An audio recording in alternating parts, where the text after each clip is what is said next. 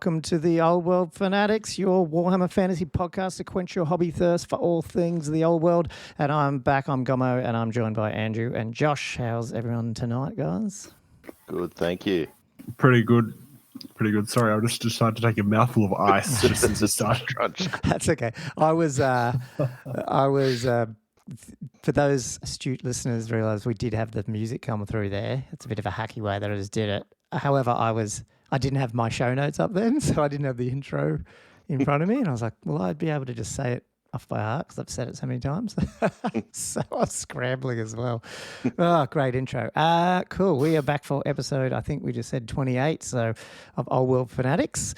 It's all Old World at the moment. We've got just hobby, mostly. And erratas to talk about from our rules discussions last week. I think some cool feedback came in from that straight away, which is exactly what we wanted. So thank you, listeners. And then we got Andrew and Josh was involved. We got our first proper Old World live stream happening on Thursday night. So 2 games in. I know it's pretty dumb. People probably laugh at it, but I'm like, only 2 games in and then we're trying a live stream. But I mean, how else do you learn? You got to throw yourself in the deep end. Yeah, absolutely. Live stream while learning the rules. Yeah, that's it. So, there's a bit of sinking, a little bit of swimming. Yeah, pretty much. But as a result, like some stuff came out as that as well. We've got a battle report out tonight. So the live stream's there, obviously, but it's, 4 hours long, 3.5, something like that. So Andrew and I did just a 35-minute quick summary, just picture report, if for those who don't want to spend that much time looking at a game. But we will touch on today as bit of the battle report, but also some of our thoughts that may come out of it and some of the questions and feedback that we got from playing it because of the live stream. We got we got everything pretty close. Worst case, I think we forgot some things, but it wasn't like crazy broken, I don't think. So I think we're getting close to sort of knowing, but not remembering all the rules, if you know what I mean. Yeah. Okay. Yeah, right. Yeah. No, I haven't seen any of the feedback, so I'll be interested to see what you guys got right and what you guys got wrong. Heaps helpful. And the biggest feedback we got, the guy, I can't remember who posted it, but he was like very sort of hedgy, like, don't take it the wrong way. And I was like, man, that was awesome. Like, I can't believe he spent that much time. Like, he obviously watched the whole game and then wrote down stuff that he saw. So 100% behind that, because how else are we going to learn? And other people can learn from it as well. So, Yeah, it was really, really good. Like you said, like just the way he was like expressing it rather than people just, giving you like this backhanded like rules correction. It's cool. Yeah. No, it's cool. And I mean, anyway, we'll get on to, the errata bits as well, because I think they, when I say errata from last week, there's a couple of things. And it's funny, even in the last week, some of the things, particularly one of them around that close order stuff, there's still threads popping up every couple of days on the Old World Facebook group about it, because it's just obviously needs an FAQ, but anyway. Cool. Yeah, so we'll get onto some of that. But first let's thank our Patreons, which are now up to, I'm getting a bit confused here. I think it's actually 19 patrons, but 17 paid patrons. So Josh is one of them. Not a paid one. Okay. You're a free one still. Probably get myself off that list again. We've got 17? Cameron Bloom is our, we've got 17. God. Yeah. Wow. That's very good. So big thank you to those ones. And of course, it's only like $2 a month, or I can't remember, or $3.50 a year, or whatever it is. But just helps pay for some stuff. Yeah, it's really confusing. Patreon gives you the currency they pledge in. So we get like £2, we get like $3.50 Australian, obviously, but then we get like 20 Hong Kong dollars and Canadians $3. And so I don't know, must convert it, obviously. Oh, wow. I didn't realise. It's just weird. So anyway, I'll get through that. So Cameron, the newest guys are Cameron, Chris, and Harrison, which came on, I think, last week, which is pretty cool. Thanks, guys. But otherwise, Skillthos, Julian, Diesel, and I'm probably changing people's names now because I can't remember everyone. Cameron Atkinson, Richard, William, Robert, Hugh, Andrew McAllister, Bubba Gherkin, Gunwich, Sean, Todd, and Chapstick now. We just call him Chapstick, but Jared. Chapo. He's Chapo, yep. Thanks, guys, so much for that. Really is helping us keep this going. For those who want to join, it's on the link QR code on the screen up there somewhere. Scan your phone, go for it. And I just want to say too, just in terms of support and stuff, our YouTube stuff went awesome last week. Partly streaming and obviously just us putting out more content, which has been really cool.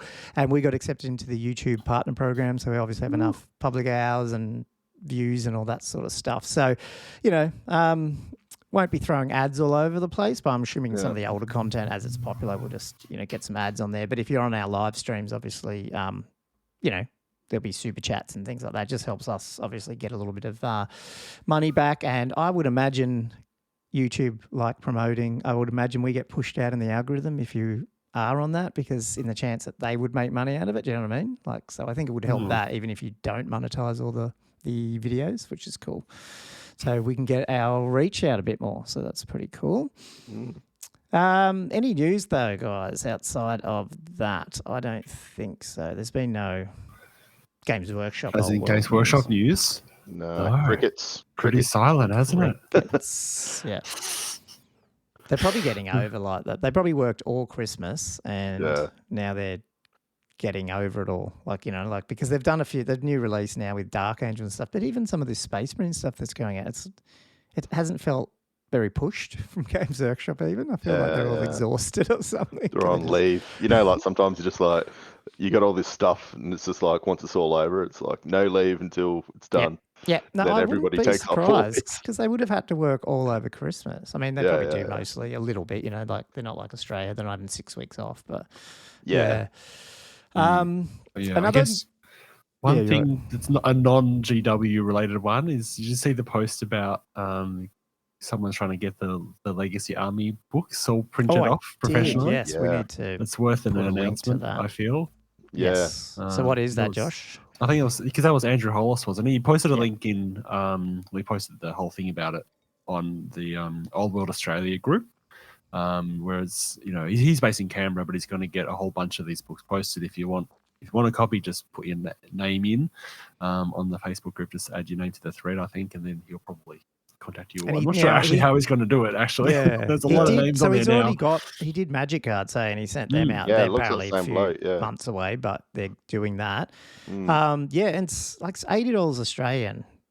Minus postage, because they're all coming to his place and then he'll send them out. But I mean, I can't imagine that's more than $10. But it's effectively cheaper than how much of the Ravening Horde and Finding Fantasy? Were they 100?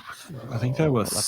Well, it depends where you bought them from. I think it was 90 through GW and 70 through a third party. So I mean, so it's the same ballpark, isn't it? Yeah, it's amazing. Which, and you're not going to be able to get them printed from GW, so this is sort of your only way of getting a physical book unless you do it yourself. And you're not going to paint. You're not going to, as I found out, you're not printing that from Officeworks for that price either, probably. No, it'd be as I found out 50% more. Eh? I think he was looking for someone. Yeah, I mean, in the post he mentions the idea of potentially having someone in each capital city take some of the deliveries and then locally distribute them as well. That might also help to reduce the like a local postage fees, maybe. I don't know. Yeah, that's a good idea. We'll see how it works out. Yeah, no, that's well worth. Yeah, thanks for bringing that up. I did think of it when I read it, and then I didn't put it in our show notes here. Cool. The other thing I just want to say is, like, we've got an Empire faction review going out this week on YouTube, which will be cool. With Angus/ASB, he's going to come on and do that with us. But I was talking to a guy called Irish from Miniature Horde through Facebook. He's been obviously he's got an online store, in Melbourne, doing up until Old World came out, just doing the normal 40k AOS range, Games Workshop stuff. But with all the movement tray stuff, he's got a heap of new movement trays, adapter trays. And I know a lot of people have asked. I see it all the time on the forums, like, where do I get them from? Or other people that have been selling bases are now like out of stock sometimes. So I got a bunch of stuff from him, and he threw in some extra stuff as well. So I'm going to for those who listen to me, they probably knew I wasn't originally going to do adapter trays, and I still won't long term, but knowing how annoying it was to get some bases off, I went, bugger it, I want some adapter trays to get a bit ready. So I thought I'll do a video this week. I'm going to go through the stuff he sent and just show people on camera the goods and bads of using adapters plus the other stuff he sells that I got, some of the resin stuff, just for those interested. And then if you like what you see, I guess, just hit him up. I'll put links and stuff in that video. But I think that's worth saying that that's coming this week as well. Yeah, sweet. Yeah, nice. Yeah. That sounds cool. That sounds really good. But anyway, let's get on to some hobby, because I feel like there was some hobby done. Because you had a slow go, didn't you, Josh? Do you want to start with hobby this time, Josh? Yeah, I can start with the hobby. I mean, yeah, it's probably mainly the slow grow that I did this week. It's been a bit of time trying to put together my Pegasus Nights and that type of thing as well. But yeah, probably the main thing I did was the slow grow, which because I did want to talk about it a bit, because I did have a scenario I put together and I was sort of intrigued as to how it was going to go. Yeah. I can't remember if I even showed you guys. I saw the post on Facebook. Oh, no, I posted on but Facebook. I didn't read the scenario. I saw that you posted it, but I didn't read it. Yeah. Yeah. Okay. Yeah. No, that's right. I did publish it up. Because this was a round where I probably should have done this in an earlier round, really. But it occurred to me that we're still on quite small armies, so that I was like, oh, we could just play some doubles games. Like I keep persisting with these doubles. I did a CanCon, and I'm doing a slow grow.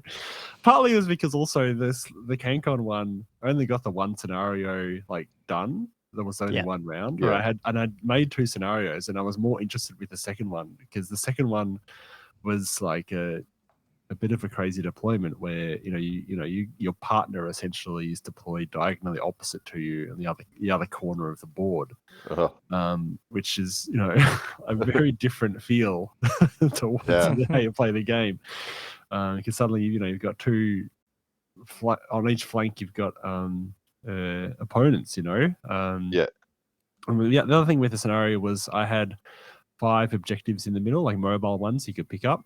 That I kind of got that idea from one of the resurrection events. And then I also, this is sort of a later thing that I added on, that I sort of took the inspiration from one of the uprising events. So one of Ben's ideas was that he was going to have some buffs going on that he didn't really know what the buff was until he picked up the objective. And then you look underneath and you see what the buff is, like +1 weapon skill or extra strength or whatever. But I thought it took it a step further and actually made it like a spell effect. And not only could it be a beneficial spell effect. Okay. It could also be negative, a really bad spell effect as well. The fluff being the whole thing is just it's actually a wizard that's left these objectives around the field. So they're like arcane objectives. So then you pick them up, and then the troops don't really know what these things are, and then you potentially just have the arcane objective just fire off a spell completely uncontrolled, and you just hope that it might be a benefit, and then otherwise not. So it's like a chance card in Monopoly. You don't know. Yeah, you don't really know what you're going to get.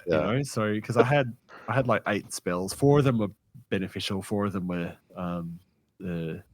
negative. A through to H, and then you look underneath the alphabet on the objective and see what you got. I think the comet was the first one. Comet was in retrospect quite a powerful thing to have. So it starts coming down where you pick the objective up, or so what the comet, stitch up. It's I've done that. No. So the comet was a beneficial one. Essentially, the unit actually casts comet irresistibly. Immediately. So then you can then cast it somewhere else on the board. I guess I could have had it so. That's fair. Pick it up has a comet land. Josh would have had no friends after that tournament if that happened. Yeah, I think the worst one I had on here, number H, was disaster. The unit is immediately affected by Bane of Forged Steel, which actually disintegrates your mundane weapons in the unit for the rest of the game. So you lose great swords, lances, all that's gone. I didn't actually have the gumption to put H on the board for those tournaments though. So I was like, that is brutal. That could ruin a game. Yeah, it is. And what size are you at now? Is it 1,000 or? Yeah, we hit 1,000. We hit Yeah. 1,000. So the way it worked, it was 1,000 in each corner. But I mean, as I said, I could have done this in a previous round. It actually would have been almost better if it was at 800 or 600 round. Just not as big. And yeah, I think your video's lagging a bit, Josh. So if people are watching this and it's a bit out of sync, just ignore it. It's fine. Keep going, man. It's all good. Is it okay? Yeah, okay. Darren, it's fine. Cool. Because the comet was actually pretty disastrous.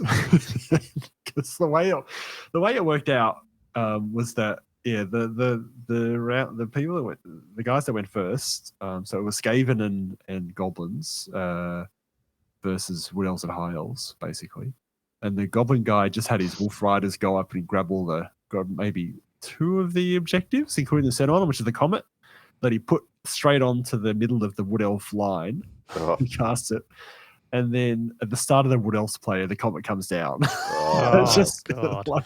Is it starting strength 4? I can't remember. Strength 5, 2d6 strength 5 hits. Wow. And it, it's the 2d6 goes up, does it? Is it that what happens every comet? It goes wider, doesn't it? Yeah, it gets wider the more turns it takes. Yeah. So you add more and more inches. So it was only like it was a relatively small bubble. I can't, it was 4 or 5 inches only, but because it was at the center of his deployment, still hurt. It still killed his wizard, his war dancers, most of a unit of Glade Guard, and 2 wounds off his eagle, and maybe 3 or 4 Eternal Guard as well. Like, so it killed a third of his army. So yeah, I mean, the crazy thing is, he didn't actually end up losing the game, even though half his army got taken off. Him and the High Elves actually managed to sneak a win in the end. It was actually kind of a crazy game. Like, I was sitting there watching it the whole time because we actually had 6 people come this week. And it meant that, so we ended up doing 1 table doubles and 1 table singles.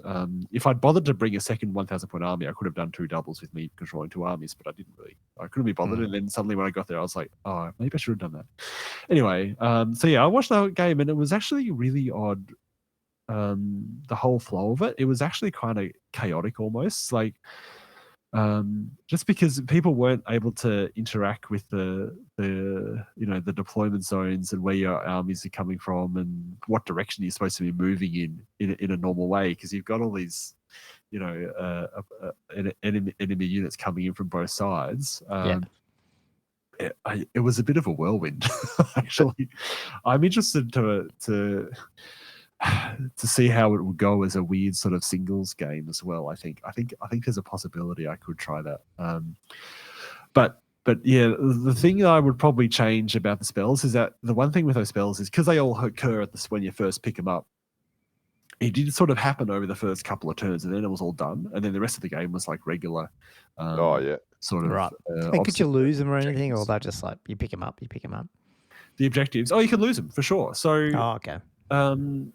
Yeah, like just not similar to the cart from CanCon in a way, except that if you fled, you drop it for any reason. So if you fled, you drop it, whatever. And I think how the Wood Elf guy actually ended up winning the game with a High Elf guy. One of the moments was that the unit of 5 Goblin Wolf Riders that had picked up 2 objectives. You lose fast cav when you get the objectives as well, which is a rule from the Resurrection Pack as well. They'd actually moved. They were trying to get into the Skaven's corner because they couldn't turn around because they weren't fast cav anymore. So they got 2 objectives. They were heading that way, and then the Rat Ogres, who had lost their pack handlers, by the way, by a fiery blast that had exploded in their face when they picked up the objective, which is hilarious. They charged into some Eternal Guard with the Noble in it. The Eternal Guard actually just minced them and killed them. And then the Wolf Riders that were nearby actually failed the panic check from the Rat Ogres being destroyed in combat. And then so they fled and they dropped their objectives. So the Eternal Guard took the objective off the Rat Ogres because the Rat Ogres had one and they killed them in combat. And then they just marched up and grabbed those other 2. And suddenly this big block of Eternal Guard had 3 out of the 5 objectives. Yeah. Like it was just funny how those things sort of work out sometimes. But yeah, it was actually a fun game. I really liked it, and I guess as I said, I would like to see the spells more sort of pushed into the middle of the game or have more ongoing effects. Like so, the interesting with what Ben's done for Uprising in a few weeks is it's a status effect like an extra weapon skill or extra strength. I think one is like -1 leadership. Actually, there's a debuff one, but I think that one's worth more objective points. Is that they're an effect the rest of the game, so you get a buff or a debuff, and it's still sort of there's elements to that might add more strategy. So yeah, I'm not sure what I might do. I might have it so that you don't know when the spell's going to go off, and then you only check to see what it is once you roll a 4 up or something. I might change it like that, or maybe the earlier you pick up the objective in the game, the more likely it is to be a negative spell. Maybe so you roll the dice to see what the spell is, but the more turns have passed, the more likely you are to get a positive one. So maybe there's a bit of a standoff in that way. It's like who goes to get it first. You're going to take the risk of getting blasted by trying to pick it up, turn one with fast cav, hold off. So you sort of want to have a bit of a little bit more of a risk reward rather than just completely random almost. Yeah. It should be like one of them should just randomly explode one of the other objectives, like if 2d6 strength 5 hits or something. But you don't know which one it is, and one of yours could be carrying it, but also the enemy could be carrying the other one, and you pick it up. Yeah, and it's like that'd be funny. Or if you had like fake, we've had like fake objectives. So you had like 7 objectives, and it's just when you pick it up, you don't know if it's actually just like an empty box until you pick it up. Well, you could do something like that, couldn't you? Where it's like you write down one of them, and they write down one of them, which is saying that that one's not real, and they know that one's not real, and then you just see which ones are going after it. I actually really love trying to think of scenarios and make it. I've been enjoying that more and more over the last sort of 6 months or so. And this leads into the rulebook a bit for Old World, because when I read those scenarios, I was like, these are pretty vanilla. Yeah, they are. Yeah, they're not much more interesting than the 8th ed ones. They're very similar. No, I mean, I do like, and I wish probably need to start doing it on the battle reports, even though I've only done 2. But I do like different deployments, not the randomy elements, but I do like. I don't mind the sort of different deployments, like the diagonal or even up the other way up the board and stuff, because it just totally changes how the game is played, and also gets away from that idea of there's a hill and 2 forests and stuff, like, because now that you're playing the other way, it doesn't matter. But the actual scenarios are a bit weird. But they're a bit bland, like you said. Yeah, those long deployment zones. There's like impassable terrain along the edges and stuff. Along the edges, which is kind of cool. I don't mind that.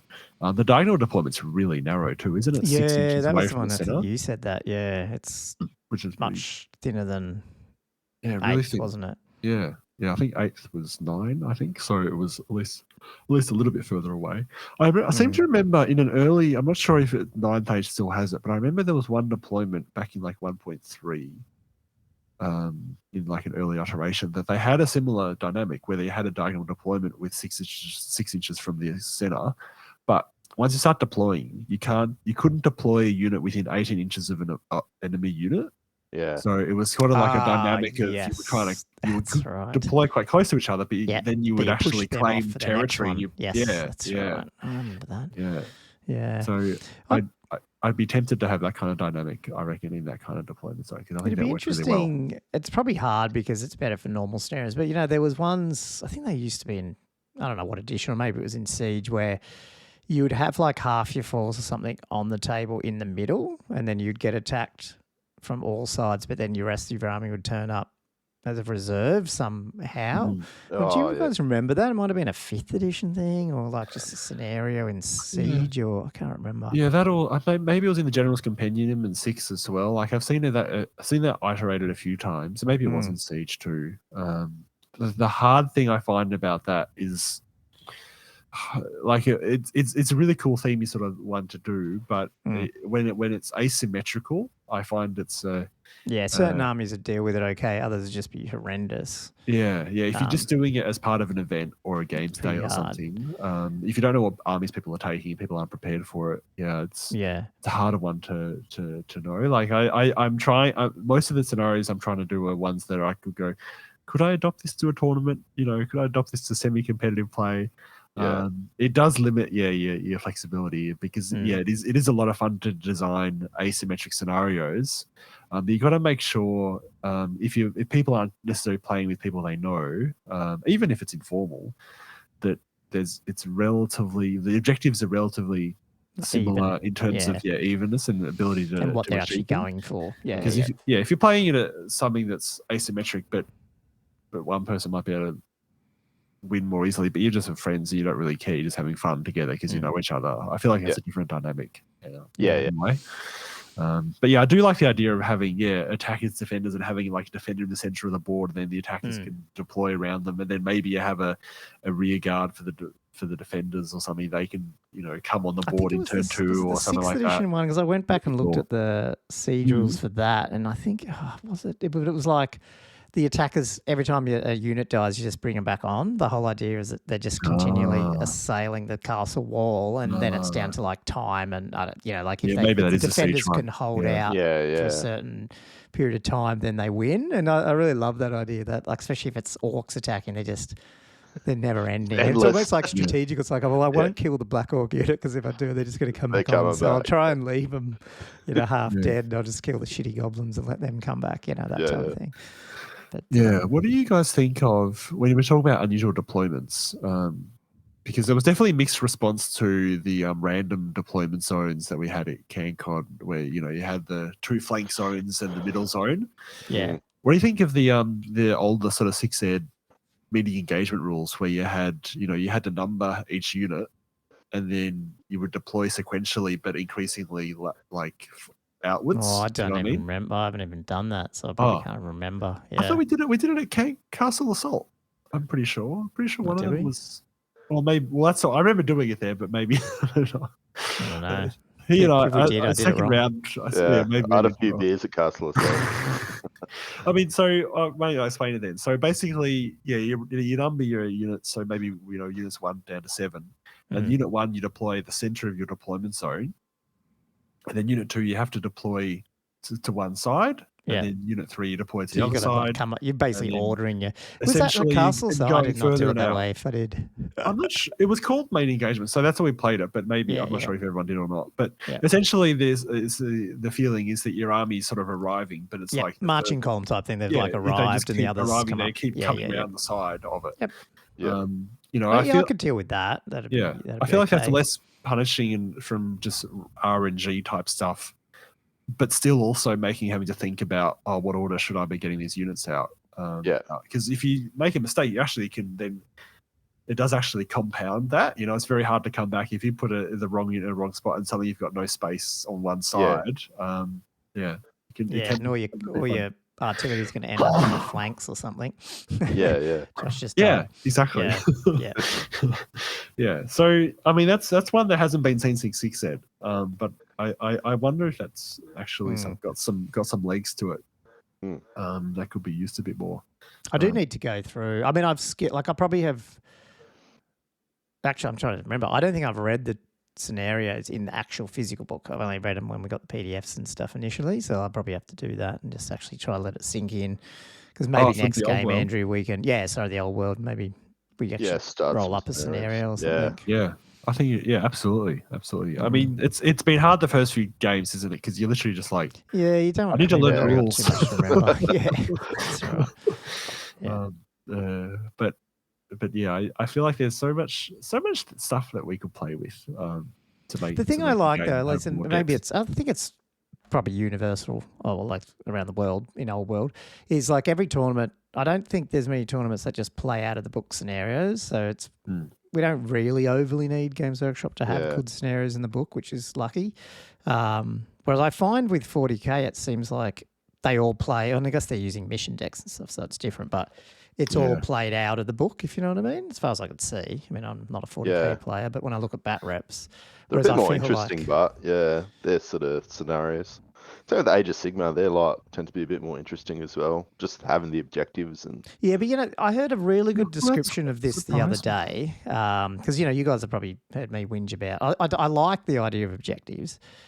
What I've got sick of seeing on 40k and AOS things is these huge transparent round circle things or mouse mats, one in the middle, two on either side. And you look at the table and it doesn't look like a battlefield. It looks like and someone described this in a podcast, not as a bad thing, but just said AOS 40k specifically, and now AOS they're board games, whereas Warhammer Old World is a war game. And I went, actually, I see what they mean. Like it's not really it's not trying to replicate a war game. It's actually a board game, like in terms of the points and scoring and moving around and stuff. And whereas Warhammer, I think, as in fantasy, has probably tried to stay a little bit closer to just its wargaming roots, like it's ancients and stuff like that, which is more trying to replicate. I mean, it's not really, but replicating a normal army. The flow of a battle. A flow of a battle, not just randomly going and try and sit on 5 locations around the board. Like, random locations. Yeah. Which in a battle, yes, there's probably an objective. Most time it is to just wipe out the other enemy. I mean, when they line up, they're not like, So I'm not saying one's better or not. I thought that was a good description. But you're taking like high ground or like cover or a town. Like there's something of value you're trying to take. You're not just taking random space. Yeah. And so it's not bad. It was just, I think, an interesting description of it a bit. Yeah. Anyway, that's a bit of a rant there. Not rant, but sidetrack. So did you end up having to paint some? How'd your game go then? Because how many doubles games were there? Me? Yeah. Oh, there was, like, as I said, so there was only the one doubles game. There was one singles game. I didn't actually play a game in the end. Okay. I was just there happily sort of refereeing and stuff. Interestingly, because I wasn't sure what was going to happen really with the slow grow, because it's the old world, obviously. And it seems like I've got a fairly good sort of core group of people that just want to keep playing 6-set. Like I was asking them at the end of it, like I was like, guys, what are we going to do? And they were like, we'll just keep playing 6 if you want. Like we're halfway through already. I'm like, all right, okay. I think a couple of them want to be able to use the old world bases, and I'm like, yeah, that's fine. If you want to change the faction and do an old world army, like I don't really care. Like I'd be happy for you to play old world rules as well. You know, they just but they're all quite happy playing 6-ed, which is surprising because I felt like a lot of the air has been sucked out of the older editions since the old worlds, exploded onto the scene. Shiny new toy. I was fully expecting them to be wanting to play the old world. And the funny thing is, like when we were playing at the House of War, there was like random people wandering past, going, "Oh, you guys, are you playing old world? You guys playing old world?" Never thought of that. Nah, mate. 6-ed. 6-ed.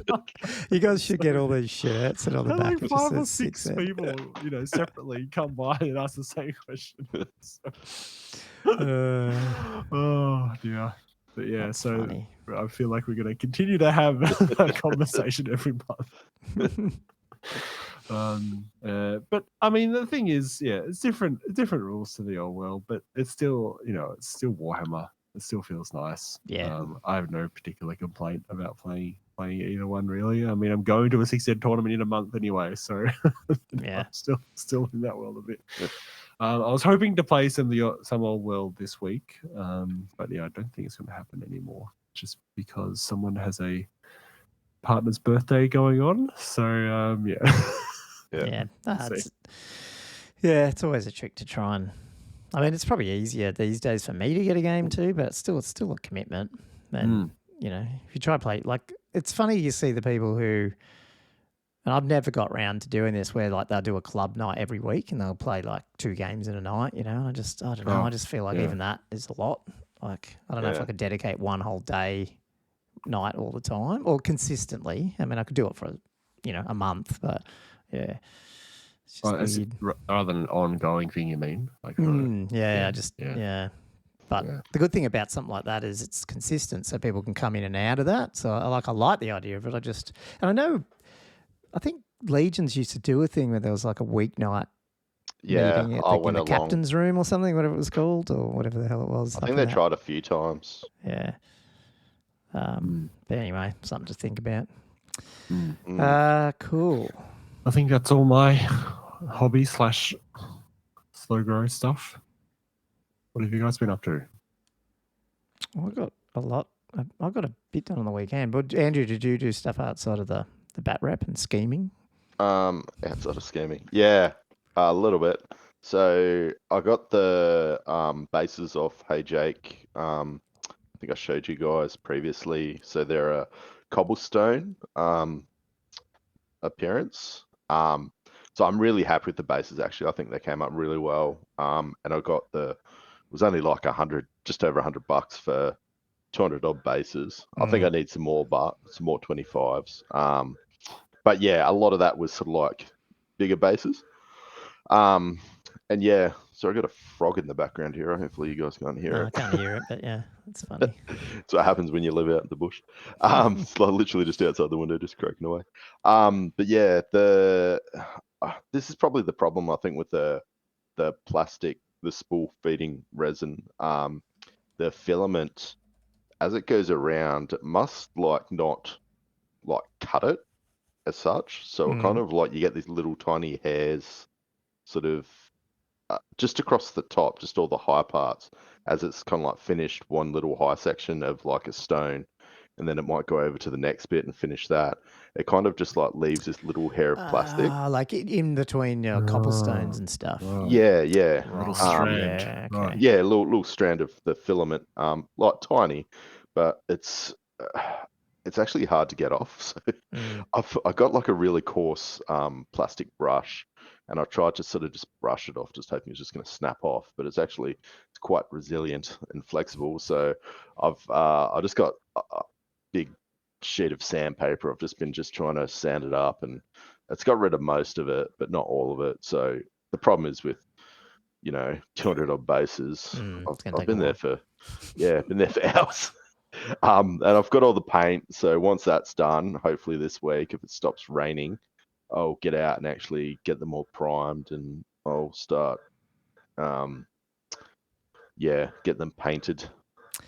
Yeah, you're going to paint them all first, then you'll start breaking them off because you'll have them all ready to go then. That's good. Yeah, and then once I put them on, then I'm going to start modeling them up. So I've got like some stones, like the little tiny pebble sort of stones, and some flock and a few bits and pieces. I was probably going to do something similar to, who was that?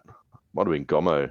You had like the strands, the yellow, look like hay sort of. That's what I want to do, but I haven't got long ones. I want to get really long ones of them, but I haven't. Yeah, I was thinking maybe like between the cobblestones you can have like a few bits of dead grass. Yeah. So yeah, we'll see how that goes. But that's where I'm up to. How'd you go? You've been. Well, a couple of things. So I finally got, and I've got some pictures, so I might bring them up. I've had this house that's been sitting here for like from March. I bought it like a year and a half ago, and I sort of half put it together, and then started to paint it, and then just got, I don't know, I just got distracted. So I'm just trying to find the bloody window again. It's gone.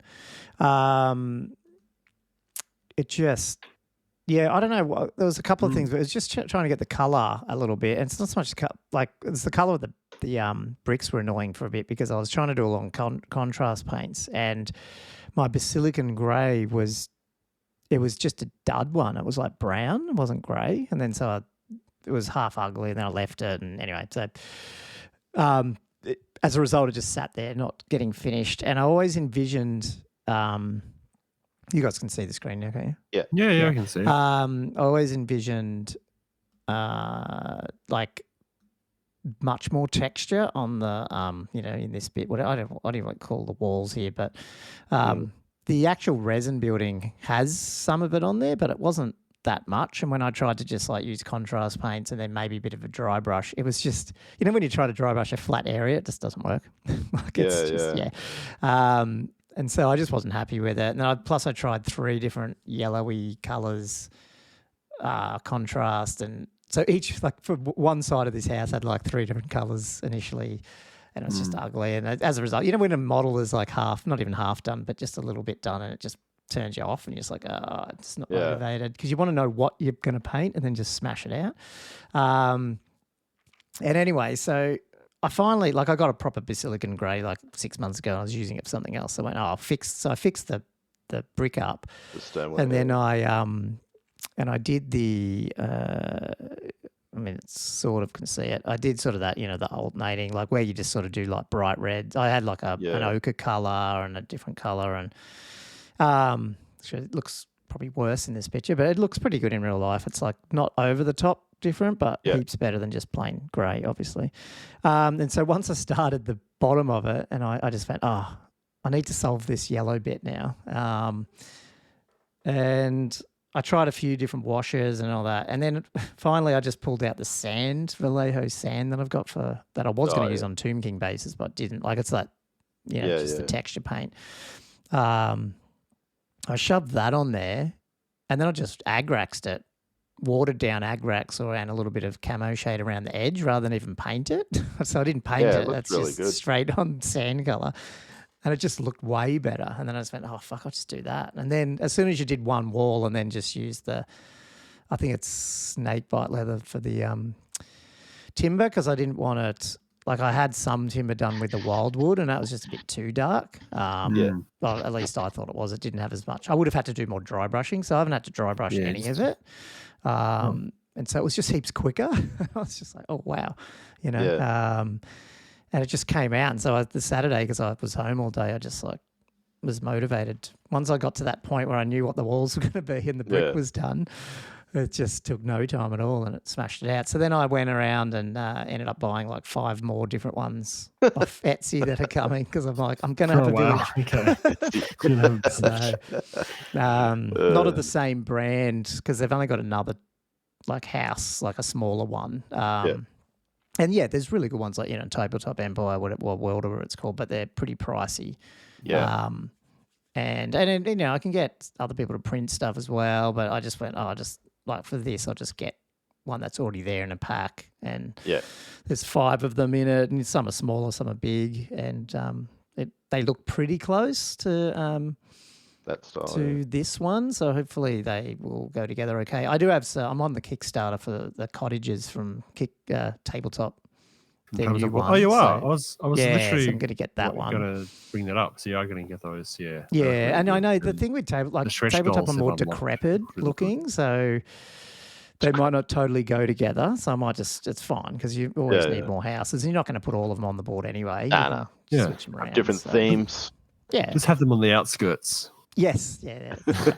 I found a cool, like, totally run-down, destroyed one. Like the whole roof's collapsed. So I thought that'd be cool too, because you could have it like on the outskirts. Yeah, like that would be abandoned. Yeah, progressively more run-down. Yeah, as it gets closer to the outskirts. Exactly. Yeah, the beast when it got to it. So I did that. So that side hasn't been washed yet. You can just it came out good. And then as a result, then I went I did a hangout, hobby hangout, or painting on the Saturday night, maybe it was. And I was sitting there and I did what I needed to do. And then I went, bugger, I'll just start putting the Bone Dragon together. And man, I even said it on the stream, I heard comments that it's like you need, each time you look at the next instruction, you need 2 pieces, and one's on each sprue, like, and it's so true. It's like you're hunting down this one piece of bone and they all look the same. And then the other piece you need to glue it to is on the other sprue. And so that you're constantly just switching these 2 sprues around going, where the hell is this? Like, and finally, obviously, as you cut more and more out, it gets easier. Yeah. But it was a bit of a jigsaw puzzle. I've heard similar feedback about the Royal Pegasus side too. Okay, on the wall, that it's lots of little fiddly bits and quite a bit of work to put together. So so I put him. Bit of a game. Put him together and just that's the sand stuff. Just like put that down, and I covered it with a bit more sand, and I've just thrown some extra stuff in. It's a shame actually I got the miniature horde stuff just today after I did this, because he sent me a bunch of like smaller diorama skeleton dead animal, like stuff like that I'll put in there. But I'd already I'll probably get 2 dragons, which I may talk to at some point, because I don't think I'm going to magnetize this guy. It looks too annoying, and plus I don't know. He's not actually hard to get together once you know that it's those first few bits take a little bit. So I feel like I might just try and get a second one at some point, sell off the rest or something. Like he's quite long. He's pretty big, but obviously I haven't done the top. He's going to look even bigger with a Tomb King on it. Does that headpiece, can you leave that off, like this thing? Yeah, his little collar, whatever it is. No, that whole bit is one, so you'd have to cut really it out hash or it up. something. Yeah. Okay. What would you be thinking to use instead? I was just thinking, if you've got two, you could have so they didn't look. The pose might look a little bit different with one missing the. You can move the wings a little bit, like not massively, but like I've done it just how it came. But I think you could do some changes there to make him look a bit different. Yeah. And then as a result, then I went.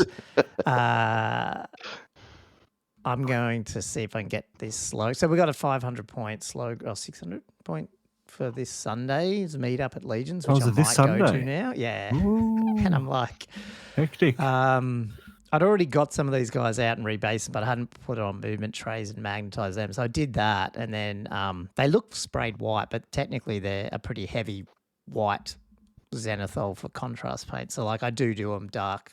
Yeah. I do them black, grey, and then really hit the front with white. So that way it takes contrast paint better because it just looks too dark. Yeah, you need the contrast. Yeah, they look pretty oversaturated there, but they're not. However, today I was running and I went, I think this list is illegal, and it is. You can't have a friggin' wyvern at 600 points. So you're trying to run a wyvern at 600 points. I thought I could put a boss on a wyvern. I can't. I was just doing it as an excuse to paint the wyvern. But anyway, so no, I won't be able to do him. Does it need 1,000 points? Is that what it was? Yeah. Yeah, right. Yeah. Okay. Oh, sorry, no, the boss, you can't take a boss. But yes, but you can't have a boss on a wyvern anyway. It's only a war boss, but I didn't realise that. Right. Okay. So, I mean, I did realise that, but I just did it wrong. So that's me being just rushing this. But it's fine because I already said the guys at the club, I don't think I'm painting everything. I'm really rebasing as well. So I'm using the Black Orc. So I'm going to have a Black Orc boss, a wizard, and a chariot. Bring that in. And I'm going to have a Black Orc boss on a chariot and a Black Orc. I think there's like a BSB in the Black Orcs, and then a wizard, and that adds up to what the wyvern was anyway. So actually, I'm probably painting less because I'm not painting the wyvern. I've already got the chariot done. But I'll just I just want to use it as an excuse to try rebase like the Black Orcs and stuff. So that's what I'm going to do. A boss and a chariot be pretty tough as well. Yeah, it's still going to be pretty good. So yeah. So I did that as well, and then so I did. There's no picture. Oh yeah, there's a little bit. I've been doing this. There's an awesome image that someone shared. I think it was on the Tomb Kings Facebook group, but and this isn't finished by any means, but he basically modelled his paint job off like a barbecue chicken. I just love that, like the rotisserie chickens for the US people. And they're a lot more, you get a lot more greys and stuff in the bone because, they're cooked and stuff. And the way he painted, so it still needs like a chunk of agrax around the joints. And then you do the dry brush bone all the way up, and then you do a really diluted, like almost glazed, agrax again, and then a really glazed, like a Sharpie bone color onto the middles of the bones. And I don't know, when I looked at his paint job, I'm like, this looks awesome. It looks like an old skeleton that's really come, looks better than just like a full bleached bone one. So I'm going to try that paint job and see what he looks like. So, but yeah, it's a pretty big skeleton to be, washing and it takes a while because there's so much to it. So it's going to take me a couple of days probably. But yeah, hopefully it'll come out pretty good. Yeah, I started the contrast on that guy, but I'll hold off now that I realised I did the wrong thing. Sorry, I'm talking now and showing pictures, and it's going to suck for audio. Sorry, guys. I was just looking at my dragon back then. But yeah, I've started rebasing my Black Orc. So they're just going on obviously the 30s. And you can see a bit of that red. Like I'm using a little bit of this red. It's not red. It's Tusker fur or something. Just a little bit of this pink on the ground as well. But the idea there, we talked about last week, is I'm going to use that a little bit more with mushrooms when I do the night goblins and stuff, and it's just going to blend it in a little bit. So they're going to be on just that. And then there'll be tufts like the normal grass tufts, but then I'll have like these pink ones, which I don't have a picture here, but I showed you guys. It's like a little pink tuft, but obviously I'll put more of them around the mushrooms and stuff, so like they're poisonous or something. I don't know. Like, it wasn't like over the top pink. It was kind of like a and it's got a little bit of yellow around it or something. It was But it's a bit more like a pastel-y sort of pink almost. Yeah, but it's still easy, and the thing is like the basing's almost the same. It's just got this red in it. So even if I rebase one of my old ones, like Chariot that I don't need to rebase, I can probably quickly just add some of that in and it'll look okay. So I don't have to fully rebase like all my trolls and stuff. Yeah. I'll just be able to fix them up so they match it. So anyway, that's what I'm hoping, but I'll see how that goes. That was pretty much it, I think. The other thing I'm doing though, which is pretty cool, which is not really hobby.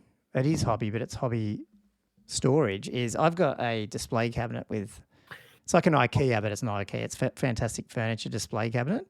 Hobby storage is a hobby in itself. Yeah, and it's got all my good painted figures in it, but now it's full, right? Because I've got 4 shelves or whatever, and they're all full of the good armies that I've got. I've got a lot that's in boxes, and not boxes, but totes under beds and stuff.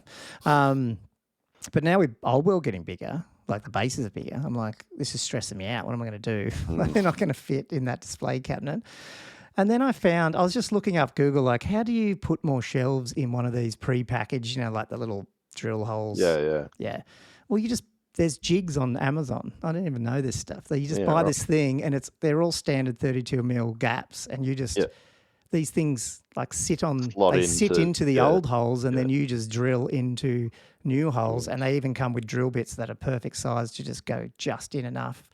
And then you buy IKEA, they sell the exact shelves that go in. So I bought 4 shelves and this jig, and I'm going to like move them around, and I reckon I'll get 4 more shelves in this thing. Yes, sweet. And so what I do have a smaller display cabinet that I'm going to leave big so I can put the big stuff in, like high stuff. And then this one can have fairly small shelves because, most of your figures aren't massively high. I'm going to have way more like space without buying a whole new bloody display cabinet, which takes way more room. So that's my plan. So if anyone hasn't done that or they've got display cabinets, you can drill more those little cool little holes that you need to do on bookshelves. It's like $20 on Amazon. So it should be cool. Hopefully it doesn't wreck the chipboard, but it's designed, they've got the right drill bits and everything that should do it right. So. Yeah, it should be fine. Yeah. You're lucky your wife lets you put that sort of stuff in the house. Like, well, I'd have no chance. She joked the other day going, man, like I'd love to have a room like this. But I mean, historically, I've always had an office and a study because I've worked from home for 25 years. So it just happens that this room now in the new house is bigger and it's all my stuff. But I do say she has the rest of the house. Like she has. So it's just fun. But we've got a spare room too. And I said, if you want a home gym, just put a home gym in. That's fine. You can. Just not in this room. So I think the work I've done in this room has paid for itself. So so she's pretty happy. As long as it doesn't venture out of this room is generally the rule. When guests come over, you can close the door. Cool. Yeah, lots of hobby. And obviously we got our bat rep in, which we can talk about. And I don't know, do we go into that yet, or we want to do some erratas first? Let's get into the topics. Cool. So last week, actually, you know what I can do just for fun? Hey. Sound effect. Last week we chatted about some rules stuff and discussions, and I need to errata 2 of the ones that I definitely brought up. One of them was I did screw up the skirmisher thing because I'd read the wrong thing. Yeah. I remember reading the next morning, I was reading the book and I was like, where is this bit that Colin was talking about? Totally got that wrong. Well, I can't remember what I said, but I got it around the wrong way. Hang on. So what was it? It wasn't that you could get cover, but you couldn't join them or something. Is that what it was? Yeah, you can't join the skirmish unit if you're not the same subtype. Yeah. But you can still get cover from it. Yes, but I was saying it had to be cover of the same subtype. Yeah. Yes, that's wrong. Yeah. Yes, exactly. So for those, and I did put that on the overlay, I think, or tried to, or maybe I didn't. So yes, if you're a skirmisher, so it is a bit different because usually you could join any unit that is your type, but skirmishes you need to be the subtype. But it doesn't affect cover. Yep. But cover's still the same type. So infantry don't get it from cav and vice versa. Is that right? Or Colin, not? you're opening another can of worms. I know. Well, now, yeah. I refuse to say anything unless we get forced into Errata again next week. Yeah, it sounds good. Okay, let's leave that one. I can check it, but yeah. Maybe check it, but I don't know if I'm going to check it before I say anything. I'm pretty sure you have to be the same type. I'm pretty sure you have to be the same type. The other one was just the whole close order thing that so it's funny because I feel like, Andrew, when I talked about these things last week, I was like, oh, we screwed these things up in our first game. And ironically, I think we got it all right in our game. We just I second guessed it afterwards. Like the close order, as far as we can see until you need FAQ, you do get close order +1 if you're a monster or heavy chariot. Whereas I think when you do read that other bit about the close order part where it says you need 2 or more models, that's where it starts getting weird. But then obviously the rules in those behemoths, monster, whatever the other monster is. The lumbering rule. Creature, the lumbering rule. Yeah. It appears to override it. I think it still needs an FAQ, but I can see when people say it's overridden. I can understand why it is. Yeah. I think it's pretty clear. Yeah. And then to receive the bonus, though, you need to be in combat order, which is being a single model, you're not longer than you are wide, I guess. Well, it says square, but that the square's sort of like, to me, talking about kind of your formation, but not so much your base shape as such. So I don't know. It seems to have gone that way, and I think people are at least saying yes, that's how it works. But that's how we played it. Just a second guessed it when later I was like, oh no, because I wouldn't have beaten your big skelly block by that, to a man if I didn't have close order. But I mean, I think we played it right in that sense. And my horse dude was hanging out. He wasn't joined, but he was hanging out with those other guys in those heavy cav. So that was correct as well. But he was incorrect that he vanguarded or scouted with them, I think. I don't think he can scout with them because he doesn't have that scout rule, I think. I don't know. So he might even get that wrong. I think that's correct. Yeah. Again, from previous editions. So let's not bring some stuff up. But anyway, we wanted to fix those things up. And then we can move on to a little bit about our bat rep, do you reckon? I mean, we've got a battle report out in a live stream, so I don't want to hit it blow by blow, but more want to just have a quick chat about how it went, but also maybe some of the corrections that came through that we might have missed, if that's cool. Oh, can I actually say one thing before we start that? Because it does relate to the combat order, the lumbering and all that kind of thing. And this is something I didn't mention it last week, but I only discovered it, and I put it up on Facebook. God, yeah. Yes. Like, oh my God. Like, it's the opposite extreme of the big lumbering boys, is that when you've got monstrous infantry or monstrous cavalry character, they're considered a skirmisher.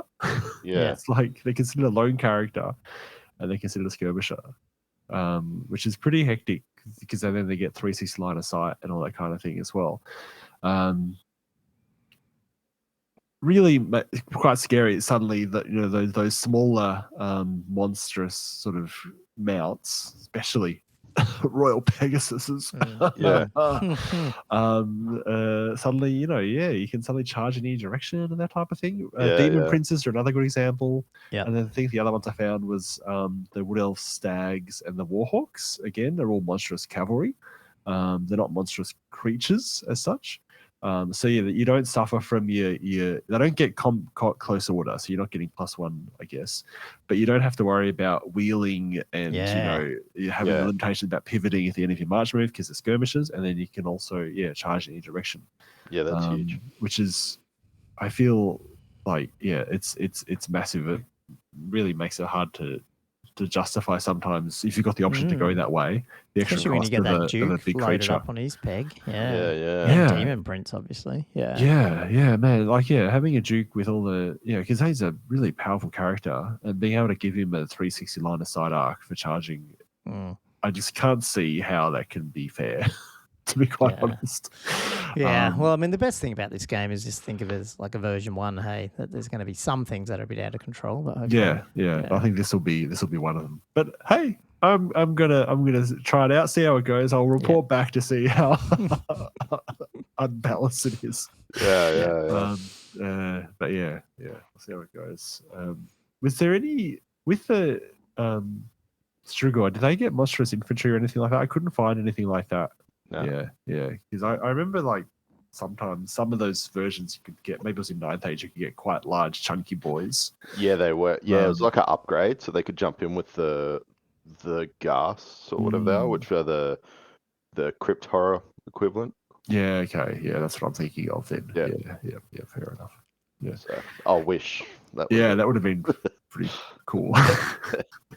But yeah. Anyway, we'll keep an eye on that. See if they do an Errata on that one, because I think it probably needs one.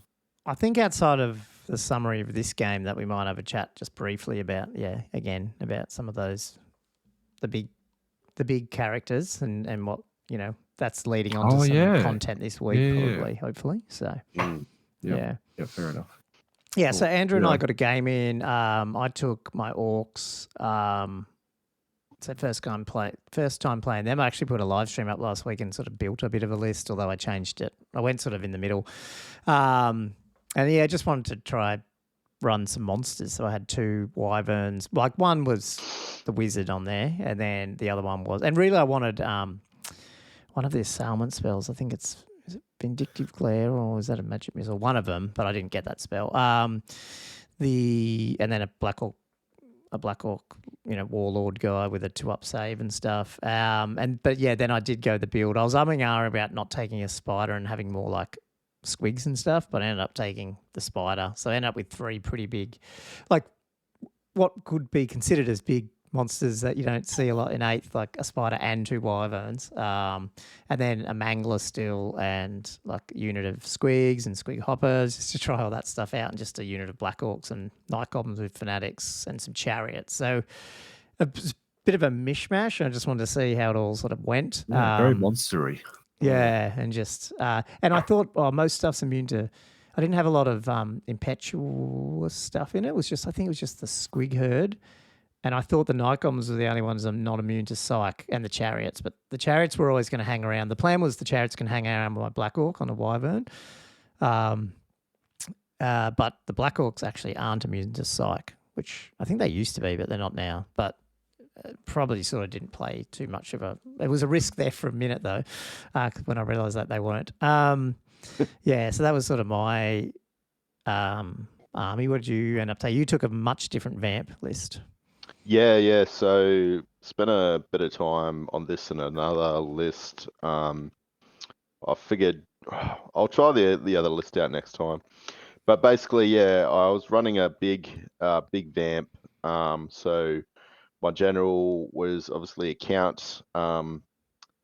He doesn't have any armor because he's a wizard. But he was running on a zombie dragon, which gave him a 4-up. Armor from the dragon.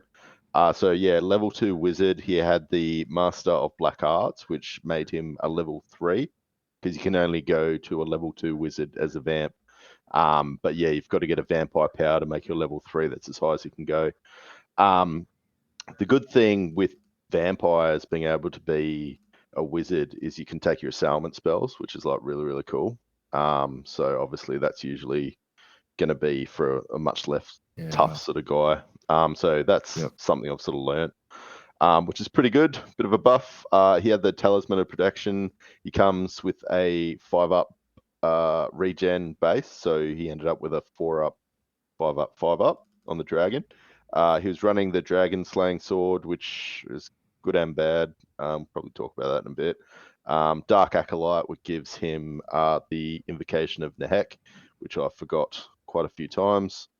And he was running Illusion, and spoiler alert, he ended up rolling up the Spectral Doppelganger. Oh, did he?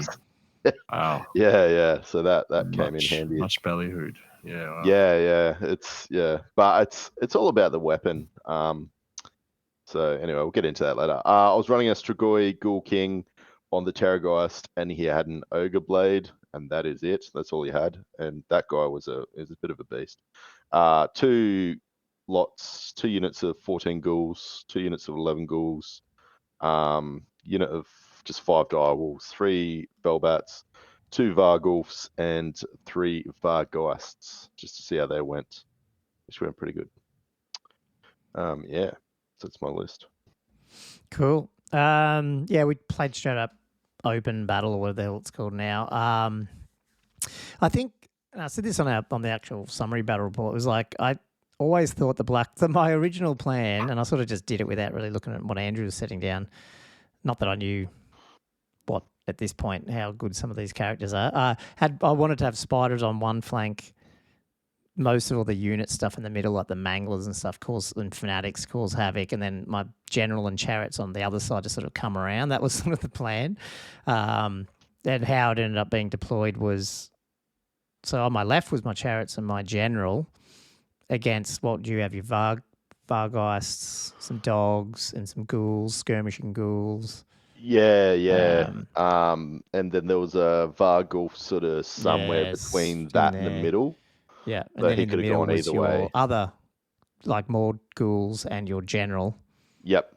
On the dragon or the zombie dragon, and then right over on the other side against what was my spiders and like some squigs and squig hoppers was the your what's it called again? Your Strigoi guy. Yep, on his Terrorgeist with some more skirmishing ghouls and stuff. 2 units of skirmishing ghouls and a Vargulf and my Felbats. Oh yeah, your Felbats kicking in behind. Well. There's a bit of chaff, so chaff on both sides. Yeah, and then I rolled up turn 1, which I had to go. Now I can't remember. Is that just the rule for that scenario, or is that the rule for all of it? I can't remember if it's the rule for the game. I think you looked up just the whole thing now, which is random. Like you just if you win, you go first. There's no choosing. Yeah. Oh, really? For turn 1, which is a bit weird. It's weird. So I had to go first, but because I felt like I wasn't going to just charge 2 wyverns up because once a wizard, he's going to get killed anyway, and I wasn't going to just fly up. So I would have rather have gone second to sort of see where Andrews were going and get into sort of range. Obviously my manglers and stuff, they were random, so they just moved up and got pretty far up there. Actually, I think the mangler did. Yeah, mangler did all right. The rest of my army sort of was cagey and just went up a bit. And as a result, there wasn't really much. In hindsight, I probably could have, I'm an idiot, I could have cast a couple of those spells just for combat the next turn, but I didn't. So I didn't really do a lot in turn 1, I don't believe. And then your turn 1, you did some charges. Yeah, well, I had to take my Vargulf in because his Frenzy. My other Vargulf was out and my Vargeist of charge range, thank God. But yeah, my Vargulf definitely got in because into the mangler. Yeah, that mangler was way up. Far. Yeah. Yeah. Funnily enough, I was pretty happy with the Vargulf going in. I thought if anything was going to take the mangler, have a decent crack at it, it was going to be the Vargulf. And then everything sort of come forward a bit, just being a little bit careful of my frenzy ranges for next turn, obviously. And then I've moved my dogs on my right flank all the way forward and just managed to chaff both his chariots coming forward next to his lord. And then, I just sort of had the ghouls in behind them. So, it was all sort of looking, possibly giving him a few long bomb charges in his turn. And I think that was all movement. And then combat, the Vargulf got absolutely pumped. So I charged in. And I went first. I might have taken, a wound off, maybe 1 or 2? Yeah, it was something like that. Yeah, he took a couple. Yeah, and I don't even think it went to crumble. I think you just outright killed him with your... I think I rolled a 6 or something at his attacks, or I can't remember. He went pretty good. So I took that out. And then my turn, I ended up trying to get charges off. My general tried to charge your Vargeist, bloody hell. Yep. But failed that and rolled double ones for the charge, so he didn't get very far. Or that's something we can talk about at the end. The chariots charge your dogs, and then the Black Orcs. So and then more my random movers got in as well, like the the Mangler got into some. Was it into your just ghouls? Small ghouls and stuff? Yeah, anyway, I had the big ghoul unit. Yeah, not to like 14. go turn by turn, but like I got some of his. Basically, a lot of your ghouls got it in comp. Like I got in combat with a lot of your ghouls, and then my Black Orcs. It was a long charge into your other ghoul unit right in front of your general. I wasn't going to do it. I was umming and ahhing, and then I realized I hadn't actually cast my enhancements yet. So we actually did that. One of them gives them, I can't remember which spell it is, but gives them higher movement. And so, they got off. It was still a long charge, but they got in.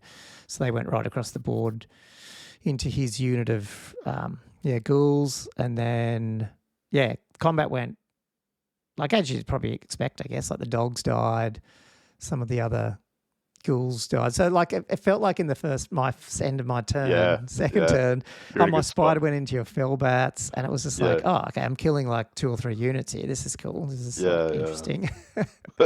And then you would, I can't, and then your turn 2 came, and that's when you probably started to make some charges with your big guys like your Terrorgeist. Yeah, so you didn't follow through with your.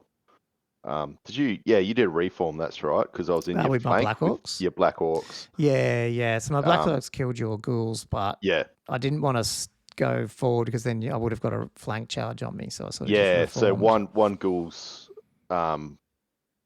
gave ground and basically reformed in a better position. So I was in his front. So my general and my Vargulf, on the sort of center right.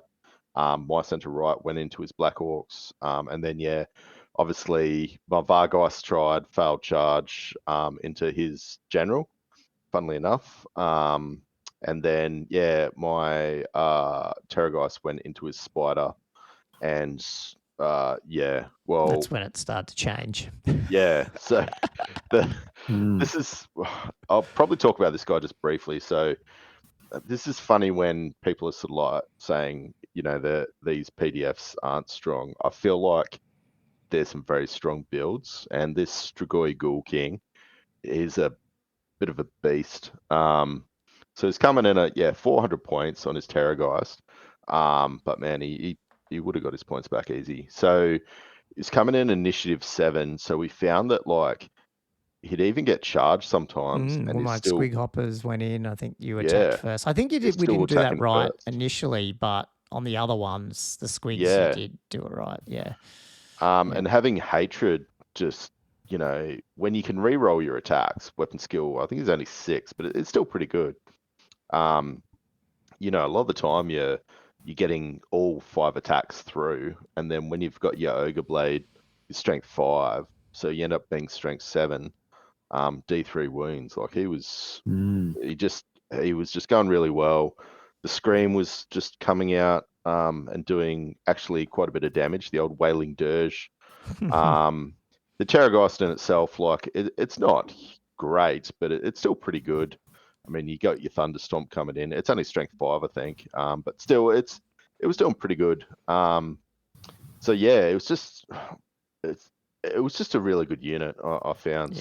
Wiped my spider in one go because 5 wounds through at D3, and just gone. Yeah, I was like, whoa, okay, there goes that. Yeah, that's I really need to get this Mangler over there quickly, but And then in the center of I don't know. So the problem was because I didn't go in with my ghoul that gave ground. It meant that obviously the Gommo could challenge out my dragon, so I didn't take a hell of a lot of guys off on this round. I thought, I only gave ground. I rolled good enough that I only gave ground to, I think, on that first loss. So push back a bit, but I don't know if my ghouls. No, you already charged in, I think, on the right hand flank with your chariots into my ghouls. I think. Well, around there. Yeah, turn 2, Yeah, turn yeah. 3. And then Chariots this is moved up back to after your the turn. dogs and then attacked the ghouls. And then I think my general finally got on into your Vargheists, and then Yep. and then my Mangler did make it over. I think you were trying to get rid of him with you couldn't charge him with your skirmishing ghouls. You could only charge the boss on a cave squig. So then the Mangler was able to get over and hit your Terrorgeist. But I don't know what I think. Didn't do much with the impact hits, and then your guy fights first anyway before my Mangler, and then you wiped him. Yeah, well, that's it. That's where the hatred's just coming in. Yeah. It's just like every new combat. Brutal. Wow. And then reroll hits, strength 7. It's obviously the D3 wins, and it's just Yeah. It was. I mean, we probably talked through that right flank over just more than one turn, and then like what happened was, my boss on the cave ski was fighting these skirmishing ghouls, and that probably went for a couple of turns, maybe a couple of combats, maybe because they were stuck there for a little bit. But then he had 1 wound left, and he finally beat them. And the Terrorgeist had gone into my my squigs had to charge you because of impetuousness, and they went in. Or I think they might have failed, but then you charged them. Yeah, and then you ended up wiping them off. But then I got my boss cave squig in the rear of the Terrorgeist to try and do something. I didn't think of anything. Got wiped off. and so that guy that single unit just wrecked everything on my right flank, all gone. I think he took like 1 wound too, 1 or 2 wounds. Like he ate a spider, like the Arachnarok. He's eaten the squig hoppers. He ate the squigs, herd, the Mangler, and the boss. Yeah, and it's just, and he hasn't even got he's only got a 5-up regen and a 6-up armor save. They can be dangerous, these guys. Yeah, so that was and then the interesting thing that happened in the middle, which was just because at this point you're just like trying to do something. So then I'd moved my because my Black Orcs survived like a turn more than I thought they might have, and then I moved my Night Goblins right up behind them so they could try the Fanatic launch, because it's just that you could do it in their turn. Oh yeah. And so in his turn 3, I think it was, I was able to I was within 3 inches pretty much, and I was able to put them right near his. 3 of them right near his big dragon base. It was awesome placement, and then just shot them through. So all 3 of them went through and didn't do a single wound. I did 4 wounds. That was crazy. But, he made all the saves. I think you didn't start with 14 or something hits or something. It was a lot. 3d6. It was a crazy roll, and then it ended up. Maybe saving them all, which was crazy. So that was like my last ditch. If I can just at least get. If I could do 3 wounds, I don't know how many wounds has the thing got, 8 or 9. 8, yeah. Yeah, I was thinking if I could do 3 or 4, maybe by then my general can come over, and maybe it might swing it a little bit by killing the general. Because once you kill the general, then there's a lot more can happen, I guess. Yeah. But it wasn't to be. Didn't do any wounds to him. Yeah. It's pretty crazy when you got so many wounds on something, and the efficiency of the model doesn't drop even if they're down to a couple wounds left. They're still putting out the same damage, which is. So my general on the left, he did finally get rid of the Varg. Yeah, they hung around for a bit. Yeah, considering you actually charged in, I was quite surprised how well they just held him up, and then I think one chariot might have died, but the other chariot went into that Black Orc combat. It ended up dying. Anyway, at the end of the day, my general killed some ghouls after killing the Varggeist, whatever they are, and then overran a bit, but that actually put him in slight visibility of your general, who had overrun and eaten up the Black Orcs or whatever. And then he charged in, and then we basically turned 4 on Andrew's turn. We had 1 more combat, and your Monster Slayer sword took over. Yeah, so this is the problem with the Monster Slayer sword. So in the Black Orc fight, he did next to nothing. I remember I got a Spectral Doppelganger off the Black Orc fight, but it's got no AP, and it's strength user. So he wasn't doing anything. That it was the dragon that was doing all the killing. He was lucky to get 1 wound off, sort of thing. Yeah. So that's just a bit of a heads up if anyone's looking into that. it's not really good against armor. But yeah, obviously I ended up charging in to Gommo. Then I was lucky enough to get off the Spectral Doppelganger again against this general, and all the stars aligned. I was actually rolling, but I'll put it this way: like that last half of the game, I was rolling quite well. So I'll just add that in. There was some All lucky adds up. rolls. There was. And I got a 10 on the Spectral Doppelganger for my 2d6 attacks, and I stuffed it up because I forgot about Monster Slayer taking off the armor save, and then I was lucky Gommo reminded me. Otherwise, yes, I only had a ward. You rolled 1-6 out of the batch, and then I went, I've only got a ward here. Only a 5-up ward. And I failed. And and so by then I was like going in my turn 5. I had like one chariot and a wizard on a wyvern, which is, he's not bad, but he's not fighty like the other two. And I was like, you're just gonna get him. It's all good. Let's just call it here. So that was it was just funny because like turn 2, I felt like, I've just wiped off a bunch of units, but you add them up, they're probably like nothing, and then suddenly you just got smacked in the face. Yeah, that confidence. Sometimes like you're like, I got this, and then you're like, nah, I don't got this. Let's just go back the other way. Yeah.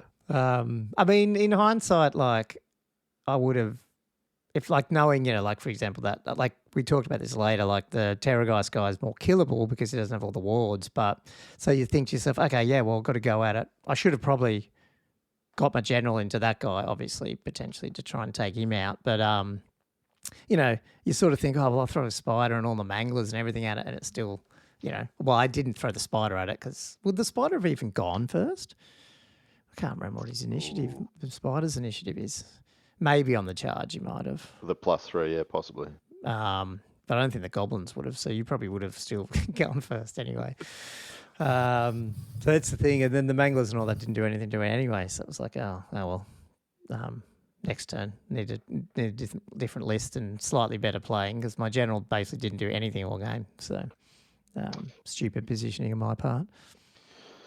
Yeah, it was just, well, I mean, it's only our second game and we're getting used to this new sort of trying to deal with these monsters. So I think that's going to be part of the, the next 6 months to a year is how people are going to deal with these. Yeah, well, let's touch on. Actually, let's just touch on. So, we got some feedback about some of the items, and I bolded some just on a run sheet, so I don't go through all of them because it might not make sense. But got some things wrong, or just forgot some things. So, like, I definitely, I mean, Cav Spears fight an extra rank, but only when not charging. So I had that wrong. I think I was adding +1, just like Spears. So I didn't realize that. And then we did do the wrong thing with the sort of the clipping of the Terrorgeist charging the spider because Andrew was trying to orientate it the other way. So that was me. I've read this rule previously and it just didn't click. Like, like sometimes you're just like, you just kind of forget. So that was my fault. Basically, with the spider, it was very close to the mangler and all these other units. So what I've done when I've charged, I think I got 14 inches and it was quite close, but the 14 inch allowed me to change my orientation from being on his, basically clipping his right corner into clipping his left corner. So I basically did a large wheel, went straight forward, clipped, and then turned back around. And that left me further away. I was just worried about his mangler squig getting in. He got in anyway, but it wouldn't make a difference. But yeah. So it was kind of a bit like, bit of a gamey move, I suppose. But more importantly, you can't do it because the rules say you've got to go as straight as possible and the shortest route as possible. Yeah. So I broke both of those rules. Does that mean you should have clipped on the other end? Well, that's what I don't get. Like, does that mean you're supposed to fully You're supposed to clip? Or you're still supposed to like... Well, you just got to maximize, and it was a 1v1. So yeah, but if it's 1v1... Does that mean it's clipped? Yeah, I don't Well, know. The closest I would have kind of gone maybe a bit straightforward, and it would have been like maybe a quarter clip, like a quarter of the base. Yeah. Not a full clip, but yeah, it definitely would have been. But I'm just thinking, like in general, like not necessarily that scenario, but also, yeah, if you're just charging one monster, charging another monster from a diagonal sort of it's aspect, always going to happen that they're almost flipping. Or at the least rules looking mean like you literally have to clip because that's the shortest route. I don't know. Corner to corner, like it's a bit weird. Yeah, I might have to reread some of that. I'm not sure because it looks. Yeah, it's. I mean, it sounds right. Like I'm pretty sure you're right. Like the rule is, shortest route and all that kind of thing. But just when I'm thinking about it, that implies that the shortest route would be, corner to corner kind of thing. You know? But I don't think that's. Yeah. No, like Andrew said, in this game, it didn't make any difference because not only obviously like this Mangler made it in anyway, and then the other thing you might do that is looking for overrun moves or something, but directions type thing. But you can reform anyway afterwards, so like it's less of an issue to try to do those things potentially. So, the Swift Stride thing was interesting because originally, when my general failed his initial charge, I rolled double ones, and then we were trying to work out if the ones. Like, what's the charge roll, and then whether or not we add the Swift Stride dice. But so we didn't because I thought it was just the charge roll of the 2 dice. We just took the 1. Thought that. But someone else was saying no, it's it's a charge pursuit roll. You add the 6d6 afterwards. So I'll have to check that. But I mean, that's what this guy was saying. They said it's a modifier to your roll, so it doesn't matter what you roll. So you would have actually gone 7, and then you probably wouldn't have. You would have charged me then in that next turn because you failed the charge, but you wouldn't have. So that would have been some differences there potentially. It probably would have got my general in combat earlier. I would have got him in combat earlier, but I would have got through him, so you probably would have killed me earlier. Yeah. I mean, I might have taken a wound off, but I wouldn't have taken that much off. I missed a few panic attacks. This is probably me and my bloody getting confused with what's immune and what's not. So my Night Goblin on a Cave Squig isn't immune either. But then it's also I can feel it's my Tomb Kinginess coming out that I just don't even think of it because I'm not not used to taking panic tests. So I missed that one definitely.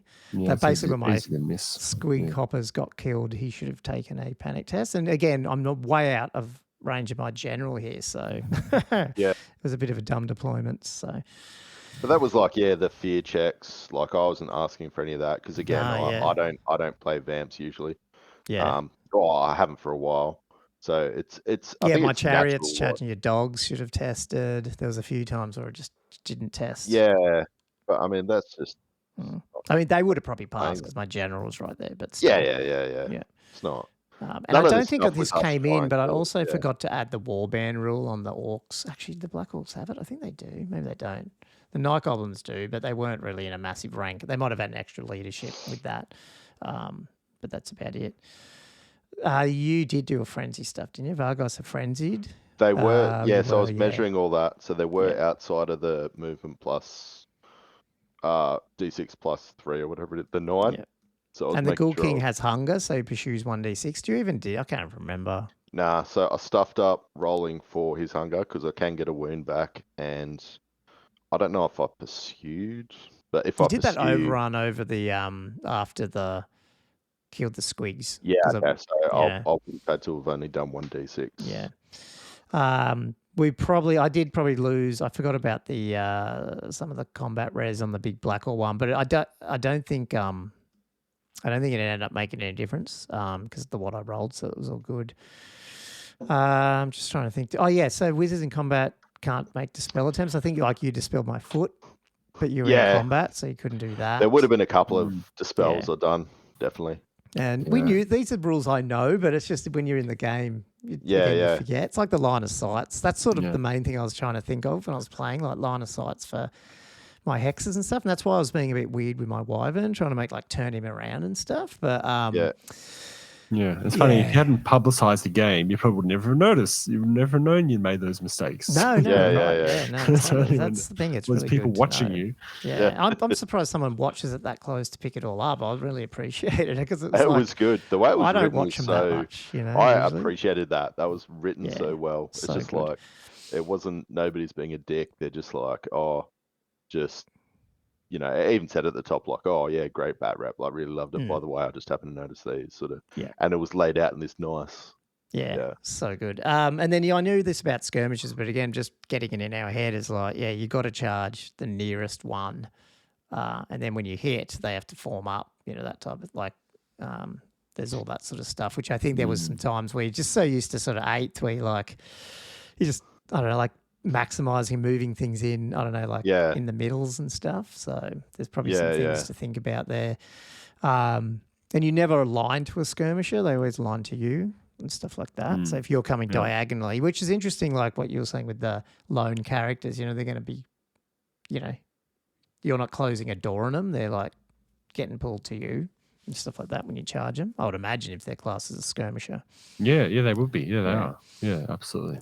There could be some really sneaky stuff with these sort of movement rules. Like, I wonder if people can get that complex where they can kind of bait you into a position just by forcing you, with these skirmishes and whatnot. Probably. There's some, just that clip, like you can only go. Well, have you seen the cool skirmish formations to avoid foots and stuff? Where you just, because, you've got to put a template in the middle of the unit, right? Like when you, a catapult, not a thing. God, and so you just do a a 3.5 inch circle. It's like, where's the middle of the unit?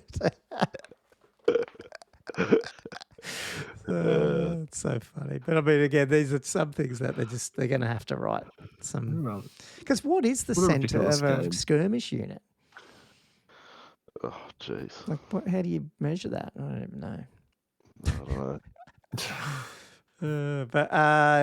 He was talking, we didn't do this wrong, but he was just saying, the monster chariots with the lumbering, get the free pivot, after not marching, which we knew. And he said you could have taken advantage of that with the wyvern. But I think, as I remember, I was trying to get around those rocks and I had to march, like I had to use more of my movement to sort of turn him. No, you know what he's probably saying is because you need to be in the front arc, but you don't need line of sight. So I probably could have just moved up, pivoted and been behind the rocks. In my head, I was probably trying to get around the back. That makes sense. Although I was trying to drop the foot at that one. So I think I wanted to go as far as I could. So maybe I still would have marched. I can't remember. I mean, he's making some comments on, we won't go through the combat res ones. Was there any others? This is a question that he rose. He said, when the chariot charged into combat with the Black Orcs and the dragon, I'm not sure if it needed to test for fear because of the dragon. It wasn't fighting the dragon. It was sort of engaging combat with a fear causer with a higher unit strength. Couldn't find a rule that would resolve this. I'm not sure. Is he saying your Vargor, if I charged him, he causes fear too, doesn't he? Causes terror and fear, yeah. Yes, I don't know. I'm not sure. I must have attacked with my champ after he died, so good pickup if I did. I can't remember. And then he's saying, your vamp could have used his Salmon spell in the Orc turn, which we knew about, but maybe we didn't do it? Nah, definitely forgot about that. Okay, damn. That's the Spectral Doppelganger again. Yeah. You could have rolled that up each turn, yeah. I mean, I know I was dispelling it. I did get a couple of dispels off on it. Yeah, you did. So I don't know. I only got it once off against your Black Orcs. Yeah, okay. And then the second time against the Lord. That was probably about it. Yeah, it looks like I fell back with 1d6 rather than 2d6. Pick the highest. Yeah, I probably did. I don't know what I was thinking about. Oh, right. Yeah, oops. Can't remember. I didn't know that one. Yeah. Use stubborn for the Black Orcs. I didn't use stubborn for the Black Orcs. It looked like I did, but I did use the word stubborn in the call. But what I was meaning was 8th edition stubborn, where if you roll under your leadership, you don't run away. He was doing the correct rolling for the. It's just I called it stubborn, but my Black Orcs didn't actually have stubborn, so wouldn't have been able to do that. But it was good. I think it just leads on to, like I said, Andrew and me will probably do a video this week on our thoughts of these. It's not so much thoughts. I mean, everyone's talking about these unkillable big lords, but what we thought is, well, how do you combat it? What are the options, and what armies have certain options and stuff? And I guess we're just going to have a bit of a brainstorm on that and list some options. And obviously, for people listening to this, what are the options? Like, tell us in the comments so we can it'll be talk good. about it on a video, because I know Andrew spent some time today and he came back going, I think you just got to bring more monsters. You got to bring your own. But, I'm hoping it comes to a point where they're not as viable because there are ways to pop them that aren't gonna cost you. Like you don't have to, spend half your army points limit just focusing on artillery or just like war machines or monster killing stuff. Like it'd be good if you can get something that could 50% of the time take out one of these monsters and only cost you 300 odd points or something like that. So they're not in viable a tournament, to take. The chance are someone's taking those counters, which then you as a list writer go, oh, maybe I won't risk it. Is that what you mean? Yeah. Well, it's like now it just seems like everyone's countering by just bringing their own big bad monster. So it's kind of like, well, it's almost like you may as well just put them in the middle of the board. They fight it out because that's who's going to win, right? Like as soon as you don't have your monster, you're half well, your it is army's funny gone. when you look at like the dead, what was left on the board of our game, even though you'd like wiped me. Effectively, if we played to the end, you would have wiped me. But where we ended it was pretty much monsters on the board. There's 4 flying characters and a chariot and some random other piece of crap. But it's pretty funny. Wow, must look so different to 6.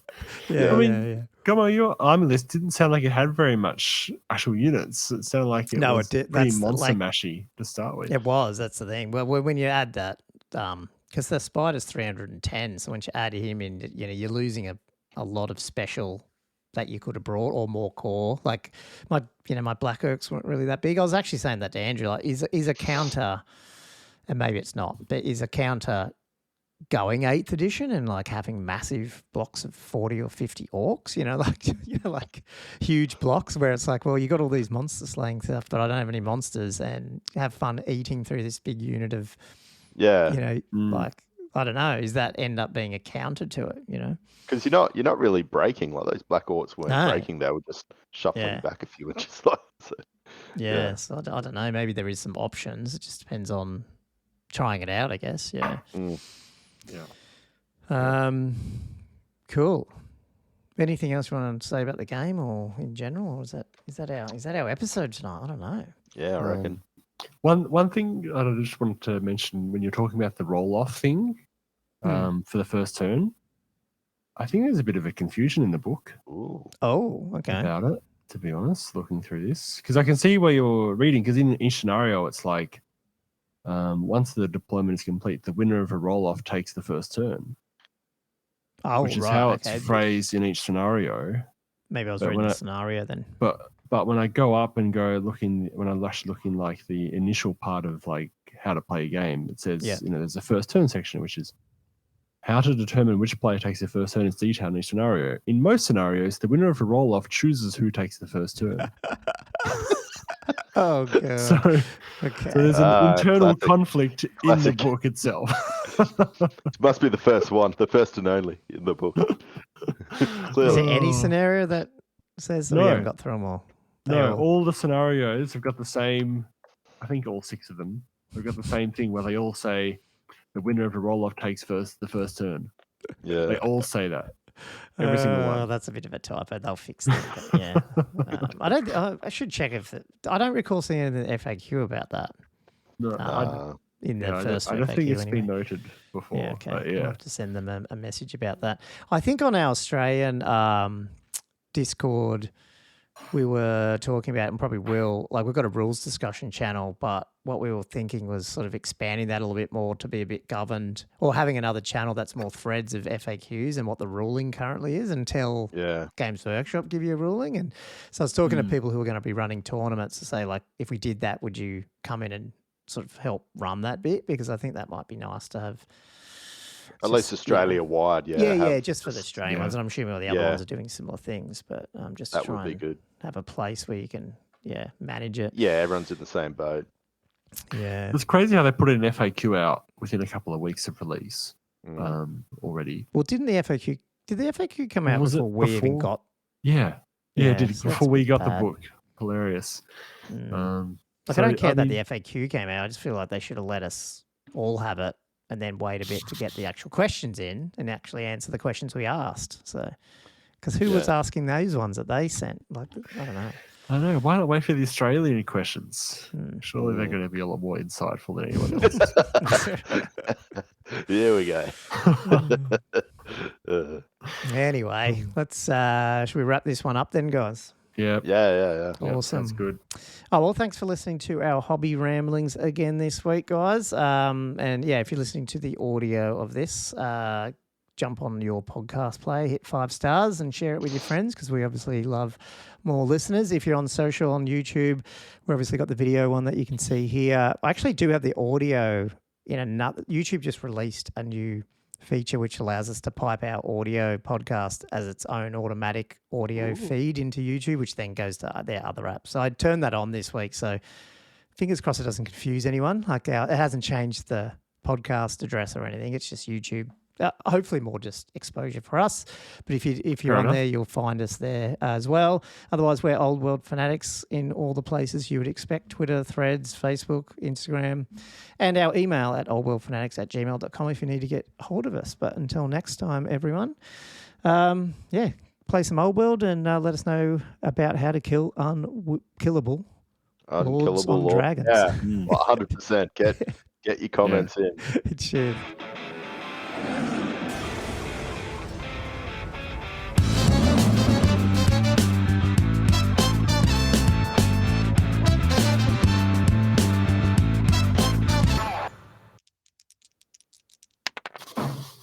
Josh's favourite part. Nice. Woo!